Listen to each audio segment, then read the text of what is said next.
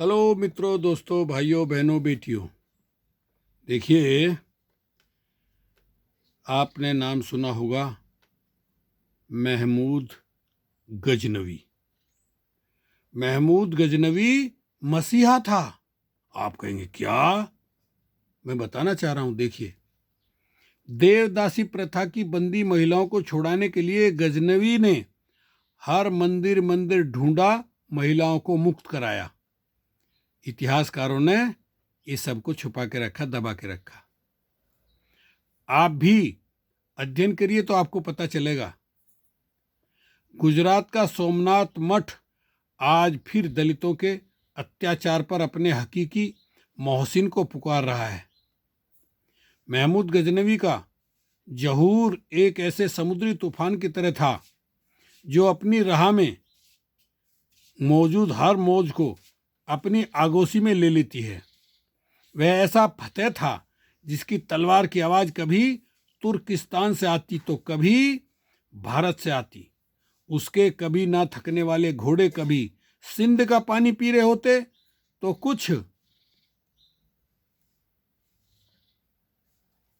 कुछ ही लम्हों बाद गंगा की मौजों से अटखलिया करते। वह उन मुसाफिरों में से था जिसने अपनी मंजिल तय नहीं की थी और हर मंजिल से आगे गुजर जाता रहा। उसे फतेह का नशा था, फतेह, जीत का नशा। जीतना उसकी आदत थी। वैसे तो वह इसी आदत की वजह से अपने परचम को खाना बदोश की तरह लिए फिरता रहा और जीतता गया। पर अल्लाह रब्बुल इज्जत ने उसे एक अजीम काम के लिए चुना था और अल्लाह अपने काम ले कर रहा था। अल्लाह अपना काम ले कर रहा था। भारत का पुराना इतिहास खंगालने पर यहाँ का सामाजिक ताना बाना पता लगता है। पश्चिम एशिया से एक फतेह कौम का भारत पर वर्चस्व हुआ तो उन्होंने अपनी रिहाइश के लिए हरे भरे मैदान चुने और हारे हुए मूल निवासियों को जंगल दरों और खुश्क बंजर जमीनों पर बसने के लिए विवश किया गया। सॉरी। क्योंकि मूल भारतीयों की तुलना में आर्य कम थे, इसलिए उन्होंने सोशल इंजीनियरिंग का जबरदस्त कमाल दिखाते हुए मूल भारतीयों को काम के हिसाब से वर्गों में और जातियों में बांट दिया और इस व्यवस्था को धर्म बताकर हमेशा के लिए इंसानों को गुलामी की न दिखने वाली जंजीरों में जकड़ लिया। ब्राह्मणों आर्य के देवता की नजर में मूल भारतीय एक क्षुद्र, अछूत और पिछले जन्म का पाप भोगने वाले लोगों का समूह बन गया। ब्राह्मणों के धर्म रूपी व्यवस्था की हिफाजत के लिए एक समूह को क्षत्रिय कहा गया कि वह क्षत्रिय ब्राह्मण के आदेश को देवता का हुक्म मानते हुए और इस तरह सदियों से लेकर आज तक वह ब्राह्मणवादी व्यवस्था से शूद्र बाहर नहीं निकल सके। महमूद गजनवी को राजा नंदपाल की मौत की खबर मिल चुकी। अब गजनवी की फौज नंदना के किले को फतेह करने के लिए बेताब थी। इधर त्रिलोचन पाल को राजा घोषित करके गद्दी सौंप दी गई। त्रिलोचन पाल को जब गजनवी के फौजों की पेशकदमी की खबर मिली तो उसने किले की हिफाजत अपने बेटे भीमपाल को सौंप दी। भीमपाल की फौज गजनवी के आगे एक दिन भी न ठहर सकी। उधर कश्मीर में त्रिलोचन ने झेलम के शुमाल में एक फौज को मुनज्जम किया जो एक शिकस्त खोरदा लश्कर साबित हुई। रणवीर एक राजपूत सरदार का बेटा था जो भीम सिंह से साथ नंदना के किले पर अपनी टुकड़ी की कयादत कर रहा था। रणवीर बहुत बहादुरी से लड़ा और यहां तक कि उसके जौहर देखकर गजनवी मुतासिर हुए बिन न रह सका। आश्चर्यचकित वह तब तक अकेला गजनवी के लश्कर को रोके रहा जब तक उसके पैरों में खड़े रहने की ताकत थी। उसके बाद जमीन पर गिरकर बेहोश हो गया। आंखें खोली तो गजनवी के तबीब उसकी मरहम पट्टी कर रहे थे। रणवीर ने गजनवी के मुतालिक बड़ा डरावनी और वहशत की कहानियां सुनी थी, लेकिन यह जो हुस्ने सुलूक उसके साथ हो रहा था, उसने कभी किसी हिंदू राजा को युद्ध बंदियों के साथ करते नहीं देखा। उसे लगा कि शायद धर्म परिवर्तन करने के लिए बोला जाएगा, इसलिए तब तक अच्छा सलूक होगा। मना करने पर यह मुस्लिम फौज उसे अजियत कर देगी, यानी मार देगी। अपने इस खदशे का इजहार महमूद से कर ही दिया कि अगर तुम कत्ल करना चाहते हो तो शौक से करो, पर मैं धर्म नहीं बदलूंगा। उसके जवाब में गजनवी के होठों पर बस एक शांत मुस्कुराहट थी। गजनवी चला गया। रणवीर के जख्म तेजी से भर रहे थे। वह नंदना के किले का कैदी था, पर न उसे बेड़ियां पहनाई गई और न ही किसी कोठरी में बंद किया गया। कुछ वक्त गुजरने के साथ ही कैदियों की एक टुकड़ी को रिहा किया गया, जिसमें रणवीर भी था। रिहाई की शर्त बस एक हदफ था कि वह कभी गजनवी के मुद्दे मुकाबिल नहीं आएंगे। यह त्रिलोचन पाल के सैनिकों के लिए चमत्कार या हैरान करने वाली बात थी। उन्हें यकीन करना मुश्किल था।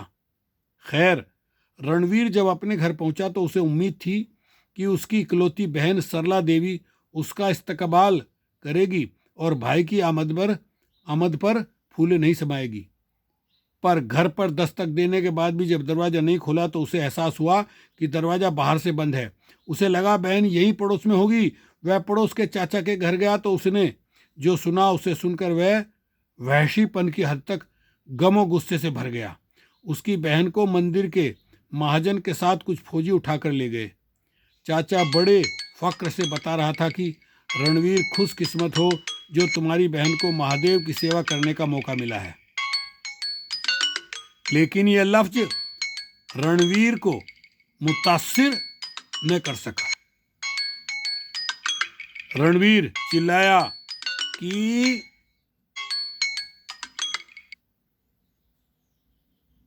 उसके आदेश किसके आदेश से उठाया? चाचा बोले, पुरोहित बता रहा था कि सोमनाथ से आदेश आया है कि हर गांव से 3 लड़कियां देवदासी के तौर पर सेवा करने जाएंगी। हमारे गांव से भी सरला के साथ 2 और लड़कियां ले जाई गई हैं। रणवीर खुद को असहाय महसूस कर रहा था। कहीं से उम्मीद नजर नहीं आ रही थी। जहनी कैफियत यह थी कि गमो गुस्से से पागल हो गया था। वह सोच रहा था कि वह एक ऐसे राजा और उसका राज बचाने के लिए जान हथेली पर लिए फिर रहा था, और जब वह जंग में था तो उसी राजा के सिपाही उसकी बहन को पुरोहित के आदेश पर उठाकर ले गए। उसने सोचा कि राजा से फरियाद करेगा, अपनी वफादारी का हवाला देगा, नहीं तो एहतिजाज करेगा। चाचा से उसने अपने जज्बात का इजहार किया। चाचा ने उसे समझाया कि अगर ऐसा किया तो धर्म विरोधी समझे जाओगे और इसका अंजाम मौत है। उसे एक ही सूरत नजर आ रही थी कि वह अपने दुश्मन गजनवी से अपनी बहन की इज्जत की गुहार लगाएगा। लेकिन फिर सोचने लगा कि गजनवी क्यों उसके लिए जंग करेगा? उसे उसकी बहन की इज्जत से क्या उज्र? वह एक विदेशी है और उसका धर्म भी अलग है। लेकिन रणवीर की अंतरात्मा से आवाज आती कि उसने तुझे अम्मान दी थी, वह आबरू की हिफाजत करेगा और बहन के लिए सही पर, एक औरत की अस्मिता पर सब कुछ दांव पर लगा देगा, क्योंकि वह एक मुसलमान है। रणवीर घोड़े पर सवार होकर उल्टा सरपट दौड़ गया। इधर सोमनाथ में सालाना इजलास चल रहा था। इस सालाना इजलास में सारे राजा और अधिकारी गुजरात के सोमनाथ में जमा होते। जो लड़कियां देवदासी के तौर पर लाई जाती उनकी पहले से डांस की ट्रेनिंग दी जाती। जो लड़की पहले न पर आती उस पर सोमनाथ बड़े भगवान का हक माना जाता।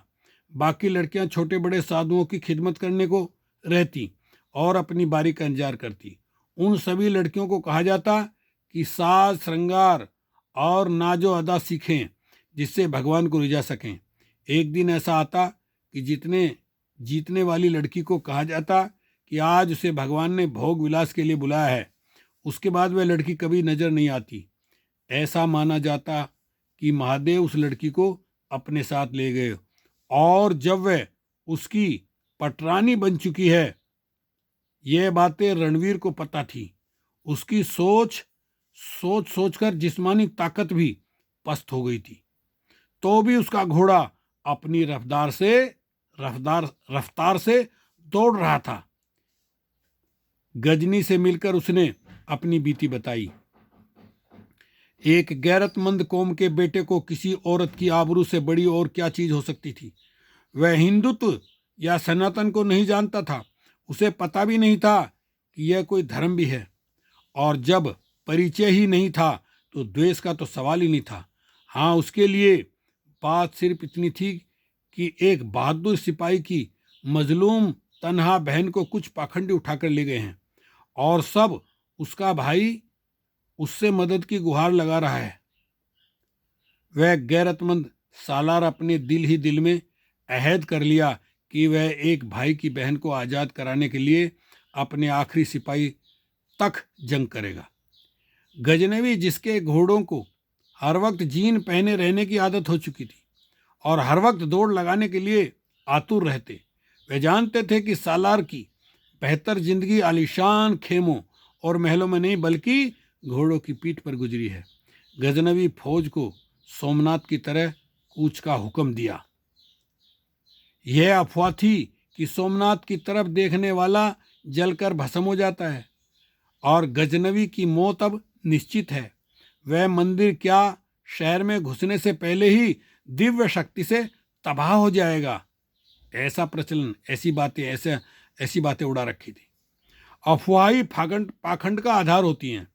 गजनवी जब मंदिर परिसर में खड़ा था, बड़े छोटे सब पुरोहित बंधे पड़े थे। राजाओं और उनकी फौज की लाशें पूरे शहर में फैली पड़ी थी, जिन्हें चील कौवे खा रहे थे। और सोमनाथ का बुत टूटकर कुछ पत्थर नुमा टुकड़ों में तब्दील हो गया था। दरअसल सबसे बड़ी मौत तो पाखंड रूपी डर की हुई थी। कमरों की तलाशी ली जा रही थी, जिनमें हजारों हजार जवान और 9 लड़कियां बुरी हालत में बंदी पाई गईं। वह लड़कियां जो भगवान के पास चली जाती और कभी नहीं आती। पूछने पर पता चला कि जब बड़े पुरोहित के शोषण से गर्भवती हो जाती है तो यह ढोंग करके कत्ल कर दी जाती। इस बात को कभी नहीं खोलती, क्योंकि धर्म का आडंबर इतना बड़ा था कि यह इल्जाम लगाने पर हर कोई लड़कियों को ही पापी समझता। महमूद ने जब अपनी आंखों से ये देखा तो हैरान परेशान और ये बेयकीनी हालत देखकर तमतमा उठा। रणवीर, जो कि अपनी बहन को पाकर बेहद खुश था, उससे गजनवी ने पूछा, क्या देवदासियां सिर्फ यही हैं? रणवीर ने बताया कि ऐसा हर प्रांत में एक मंदिर है। उसके बाद गजनवी जितना दौड़ सकता था दौड़ा और ब्राह्मणवादी जुल्म उनके बुत कदों को ढहाता चला गया। पूरे भारत में न कोई उसकी रफ्तार का सानी था और न कोई उसके हमले की